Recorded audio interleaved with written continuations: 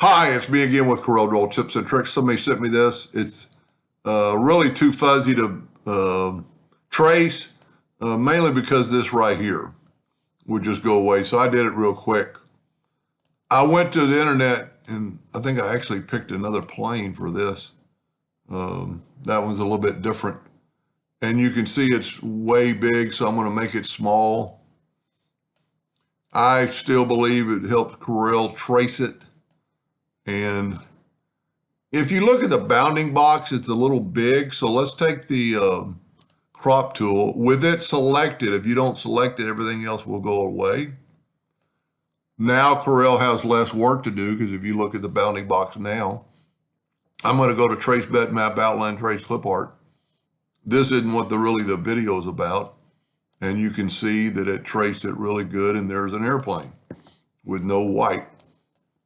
Now what we're going to do is, if they need this logo about the same, I'm going to take an ellipse, kind of start in the middle, hold down the Control and the Shift key. And let's nudge that over a little bit. So that's approximately the size of the circle.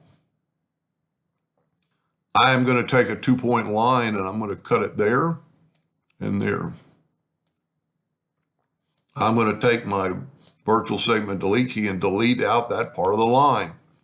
Now I'm going to get rid of these lines. That way this will be about the same size circle. Now this was probably, I don't know how they did it. I did this with the artistic media tool. I'd never really used an artistic media tool, so have your item selected with a flat end on it, but Corel actually does have them. Go up here and just pick one that has a flat end. Don't worry about the direction. And then we're going to make this thing quite a bit thicker. Let's go 0.2 or quite a bit thinner. And that's pretty good. Now, I would go to Object and break artistic media apart. And by doing that, you can get rid of the regular line. And by doing that, now you can mirror it the other way, just like the airplane. Or the one.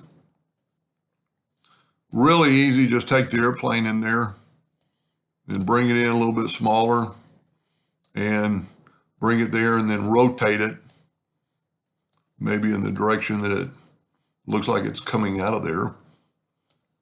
But that's how I would do it. Now let's do something real quick. Let's just make, and you can always go here and make your arc and spin it around. And now let's use one that has a round. And I'm going to show you just in case you didn't. So this one has a round one. Very easily make it flat. Let's go to Object, break artistic media apart. And by doing this, we can left click, right click, take a 2-point line. So you could make any of those flat on the end and then fill this in with the Smart Fill tool. Go to black. And now you have that exact same line with a black. I'm messing up here. Well, I need to just rotate it to get it to where we want it. So now you have a line with a black end on it. And this is why that one wouldn't trace very good, just because of that right there. The plane might trace and this might trace, but that's going to go away. Anyway, I hope that answered his question, and thank you for watching.